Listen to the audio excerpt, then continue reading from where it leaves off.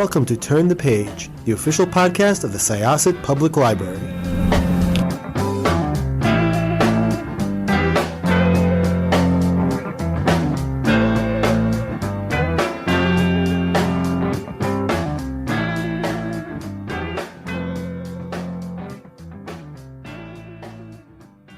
Welcome to Syosset Library's Turn the Page podcast. This is Jessica, and I am here with one of our absolute favorite authors. Every time we see that she's coming out with a new book, we are the first ones to put it on the hold list and put on our patrons' radars to read. Please introduce yourself. Hi, thank you so much, Jessica and Syosset, for having me. My name's Carola Lovering. I'm the author of 3 novels, Tell Me Lies, Too Good to Be True, and the forthcoming Can't Look Away, which maybe will be out by the time this podcast airs.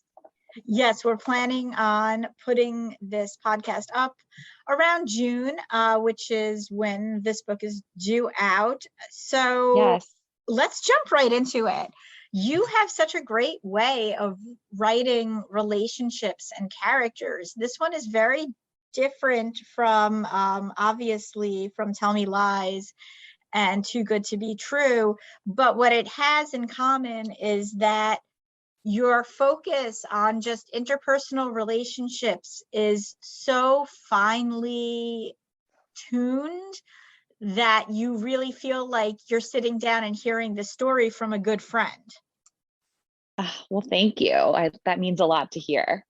It was great. Like you could call this book Can't Put It Down, for sure. So your characters in this one, there's rotating characters again, but as with the last 2 books, they're very different, but we're all dealing with just relationships and things interpreted differently from different people's point of view, or in this case, not even necessarily just from different people's point of view, just what from different people actually want to happen. You have Molly, who is now living with her husband and her daughter, but she has this past love with Jake, who was at one point a popular musician who wrote a song about her, which is immortalized now. When she turns on the radio, she has to hear Molly's song, which fills her with lots of emotions. And then there is a third character, which we're just not going to get into just yet. When did the story begin to come about? Well, so it's interesting because I feel like this book is very different than my last book, Too Good to Be True, which was more of a truth thriller. And then when I sat down to write book 3, I started it in a similar way as I did Too Good to Be True, where I had a twist in mind before I started writing it. And I think that's how writing, ends up working for me a lot of the time. I don't know if other authors feel the same way, but I kind of, when I think about a book, I think I think of a theme, kind of what do I want to write about in terms of like relationships? Do I want this to be more of like, do I want the relationships in this book to be more romantic or more friendship, yada, yada. But I really think of like the twist very early too, because it helps me kind of structure the book. And so I can't say anything without giving it away, but when I started this book, I did have kind of a twist in mind, which I used to be able to speak about before I edited the book, because the twist was originally like something that kind of happened right away, but it got pushed later into the manuscript. So I won't say anything, but that was sort of my starting point, was this twist that I thought of. And around that, I really wanted to write about a woman who is in her 30s, kind of reflecting on her past and reflecting on the way that her present, her life has not ended up anything like she thought that it would when she was 10 years younger, which is just something, I can kind of relate to, not that I relate to Molly like in a huge way. Obviously, her story is more extreme, but I was thinking about this idea of like kind of your 20s versus your 30s and just how time passes and things really end up quite differently than you ever could have imagined. And that was a big theme that I wanted to focus on. And so that's why I made the decision to have half of Molly's story told in the past timeline when she's in her early 20s, having just graduated from this MFA program, and then half of her story in her 30s when she's living in Flynn Cove, Connecticut with her husband and young daughter, just to kind of show like how different her life is in like just 10 years apart in these two stages. And I also, I wanted it to work in suspenseful ways too, by kind of teasing out both timelines and just having it all come together. But I definitely will say like this book is, I've heard it in reviews kind of called a romantic suspense, which I think is a good way to describe it. I think because Too Good to Be True was like such a cat and mouse thriller, a lot of people were expecting that from Can't Look Away, but it is more of like, I see it as more of a hybrid between like Tell Me Lies and Too Good to Be True. Like it's somewhere in the middle in terms of genre.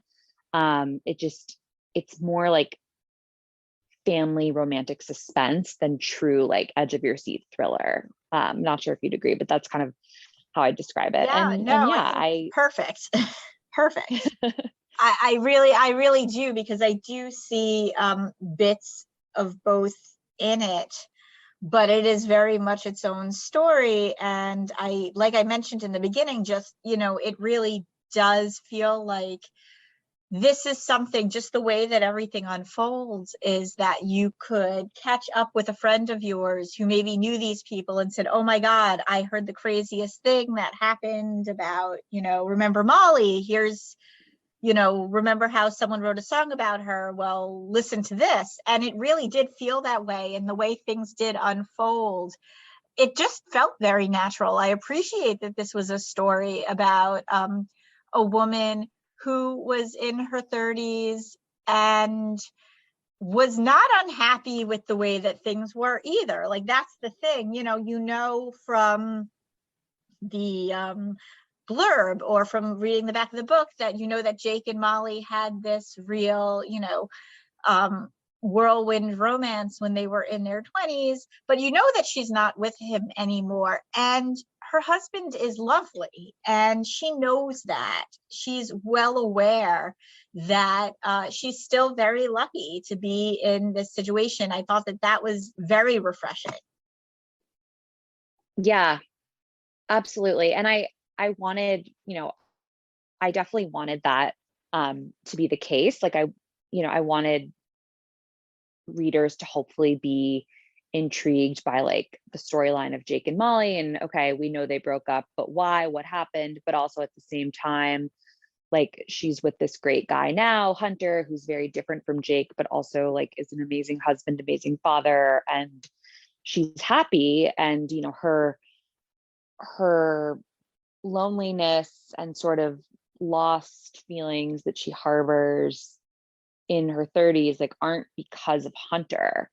But I definitely wanted there to be, I wanted to create a dynamic in this book where like I'll be interested to talk to more readers when they finish, but like who was on team Jake, who was on team Hunter, because I feel like they're both very, like you could root for either of them. Like neither of them, it's not like one choice is the right choice. Both of them, to be honest. Yeah. I mean, Mm-hmm.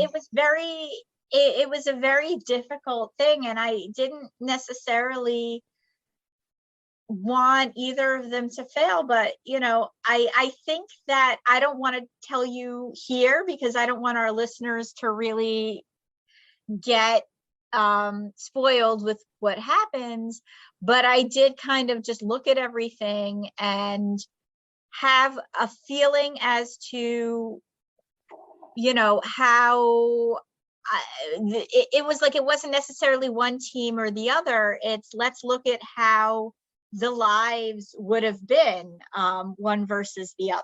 So, it was good. I really enjoyed the story, and just sort of, it really does evoke that feeling, because a lot of people have those romances earlier on in their life that they really think this is going to be the one, and then suddenly it's not, and you're kind of like, well, where am I now? And then decades later, you're like, who was that person even? Who was I even? And Totally. yeah. Yeah. And I think it also, and like something that I feel and that I sort of tried to evoke in Molly's character is that it is a whole decade later, but in a way it feels so fast. Like I think she sort of suddenly kind of, in a way, like wakes up one day and she's like, okay, I'm 30, 33, like I'm living in the suburbs with my husband, with my young daughter. Like, how did this happen? Like, 1 second ago, I was living in Brooklyn. I was dating Jake. Like, we had this whole future plan. Like, things change. Yeah. I think there's just this sort of feeling.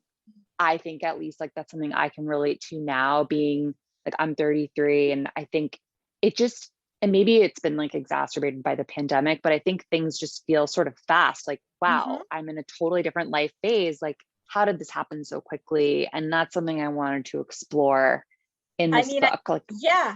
Yeah. To kind of bring it back to music, because music is a really big part of this book. I don't think anybody has expressed that feeling in music better than the Talking Heads, the Once in a Lifetime song.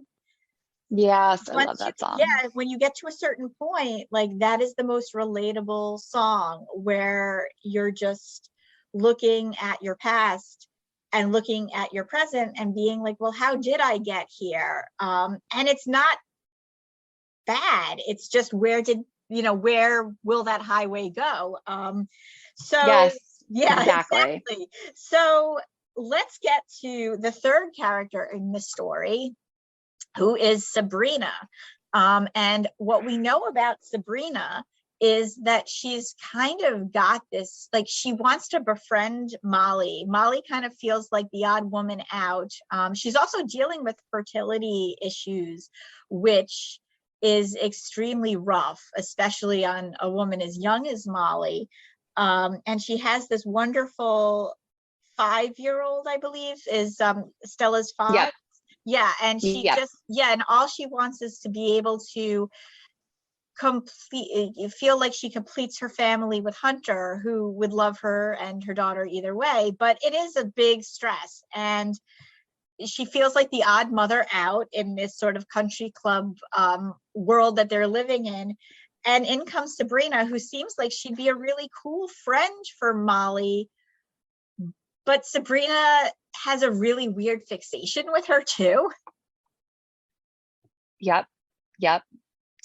Yeah. I mean, Sabrina's character and her role in this book, really she brings the bulk of the suspense into it, I think. I mean, her chapters are definitely meant to be the most creepy and sort of like give the book that thrillery suspense mystery vibe, in addition to like the romantic storylines that are going on. But yeah, Molly is lost. She hasn't, in terms of her friendships, she had great friends in her 20s that still live in the city, but she hasn't really been able to connect with many women in this new town where she's living. She just finds like she's a lot younger than most of them. They just don't really have the same values. She finds a lot of them are like, just Mean. kind of superficial. Yeah.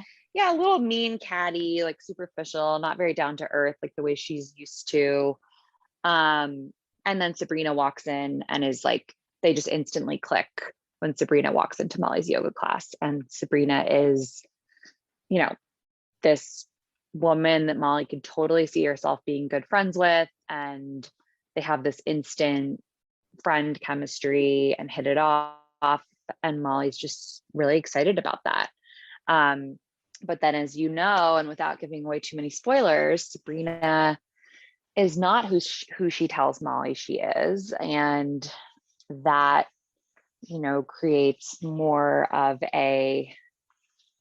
like this twisty kind of suspense vibe that I was going for. And Sabrina's backstory comes into play too, and sort of twists together with the timelines that we're hearing about from Molly in the present, and then 10 years earlier. And those three, you know, I guess there are two timelines, two different perspectives. Those three storylines weave together, and really into what becomes the book. And I won't give anything else away by saying more, but yeah, Sabrina was definitely the most fun character to write, because, you know, she Yeah. was the one that I could relate to the least. And in a lot of ways, like as a writer, sometimes that's the most fun, because you just get to be completely creative in creating this character who's kind of nothing like you. And that's sort of how Sabrina was for me. And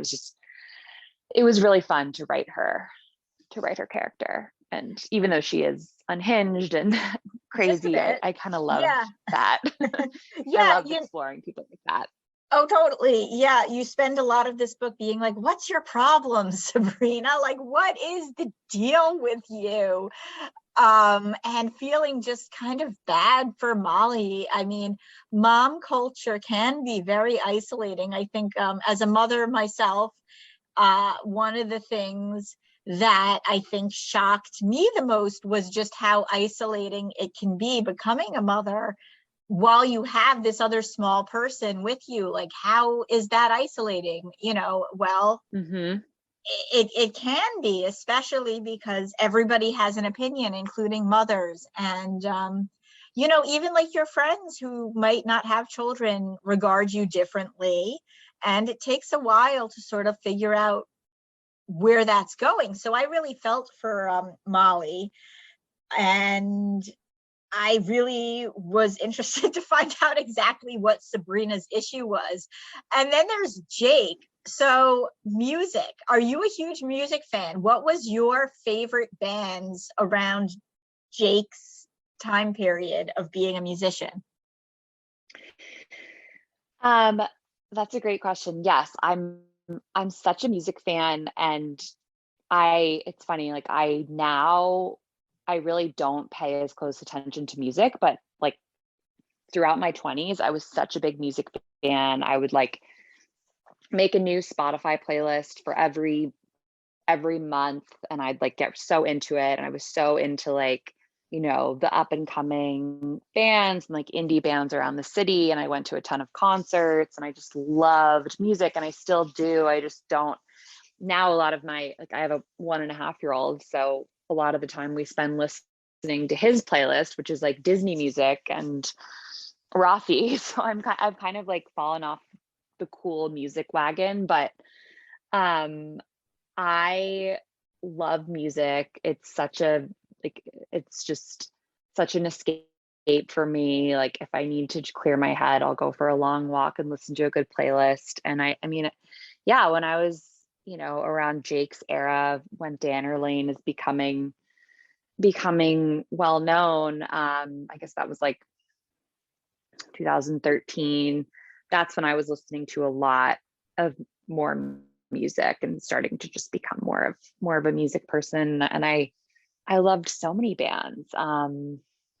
LCD Sound System, St. Lucia, Dawes, Arcade Fire, like the list goes on. So many, I'm trying to think.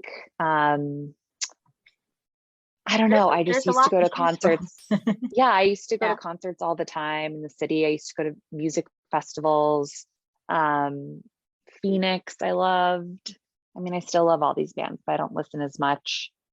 And I used to teach yoga too. I don't anymore, but I used to spend a ton of time curating my yoga playlists with, you know, with music, and I mean, that's why I wrote about it, because music, it was such a big part of my life, and it isn't as much anymore, but I still appreciate it.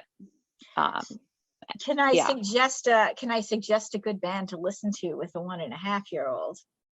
Yes, please. Please. Okay, Go.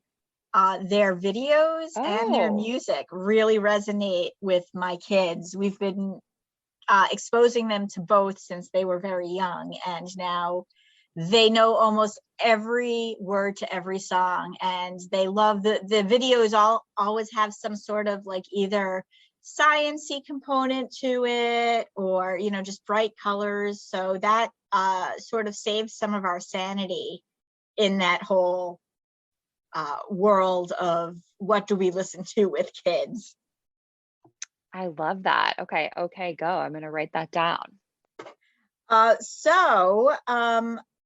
This book is, again, like, I think romantic suspense is a really good way of putting it. I think people are going to really fall in love with Jake, Molly, and Hunter and be intrigued by Sabrina. Some people might fall in love with her too. I'm not here to judge them. She's definitely an easy character to read because you just want to know what she's about. Yeah. And am I to understand that Tell Me Lies is being developed for television? Yes, it is. They're filming right now, which is so crazy and surreal. They started filming in February and they're going to film for the next few months. And then I'm told that the show will air, it's airing on Hulu, and I'm told it will air later in 2022. I am so excited about that. So excited. I'm so excited. So Yeah, me excited, too. so excited. I had to just constantly check who's been cast as Lucy and who's been cast as Steven, and I just cannot wait to see how this all plays out. I'm so excited that I have Hulu, but if you're listening, we also lend Hulu out at Syosset Library on Roku streaming devices. But man, there's really just been such a golden age of adaptation for television and books recently. Oh yeah, there really has. And I feel so lucky that, the show is actually getting made, because that's always a question mark, even after something gets optioned. And I just feel so lucky to have such an incredible team of extremely talented people behind the adaptation. I'm not writing for the show. I'm a consulting producer, so I'm somewhat involved, but I'm not like heavily involved. But like, I still just trust the showrunner and the writers and all the producers with this story, like so much. Like, I really just have so much faith in them, and I know that they're really doing an incredible job, like sticking to the heart of the book, but also making Tell Me Lies like so much more cinematic, and exploring different plot lines in different ways to make it, more cinematic and more kind of exciting for TV. And I'm so excited to see the the full season Yeah, when it's so ready. are we. It's just like a dream come true. I mean, I shouldn't have even asked about the music thing, because Tell Me Lies is the Stevie Nicks song, which comes into play in the story as well of your first book. So Yeah. one question as a librarian from Long Island, do you know if any filming was done on Long Island? I don't believe they're doing any filming in Long Island. I know they're filming in Atlanta, and I believe they're just going to film like all of the show, at least all of the first season in Atlanta, I think. Yeah. Like, I know that they have the Albright house, Lucy's house, like growing up, which is in the book is in Cold Spring Harbor, is like they're filming it in a house in Atlanta. So they're just, but it's going to, it'll be Cold Spring Harbor in the show, I believe, Right. but they just, they're filming in Atlanta because everything's already down there. Yeah, Atlanta's become a really big place for production recently. So I guess Yeah. us Long Island people will be watching it to be like, so does that look like Cold Spring Harbor? You know, Long Island people are like very particular about certain things, especially our bacon, egg, and cheese sandwiches. Oh, I didn't know that. Yeah, that's a thing. That is literally a thing. Your bacon, egg, and cheese sandwiches, and like what deli they came from, and whether or not everything is good. Billy Joel is another thing, although it can be divisive, because there are some Long Islanders that don't own him as much as most do. But Billy Joel is almost like a requirement. If you live on Long Island, you must love Billy Joel.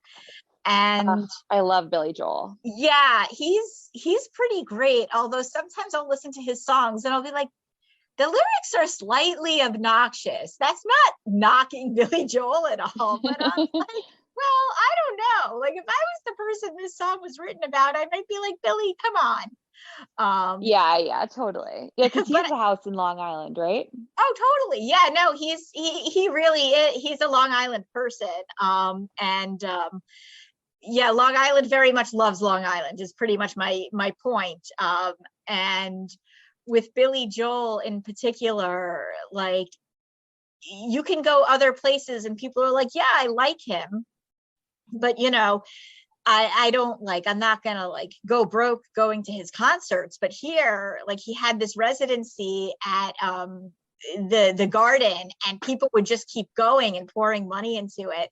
So he really knows his crowd. And as an aside, his mother lived for a while in Huntington Harbor, around where one of my friends parents relocated to. So we would see Roz with her nice little hats walking around. So yes, Long Island loves Billy Joel, listeners. If you're from Long Island, you know that. If you're not from Long Island, you know how to pick a fight with a Long Islander now.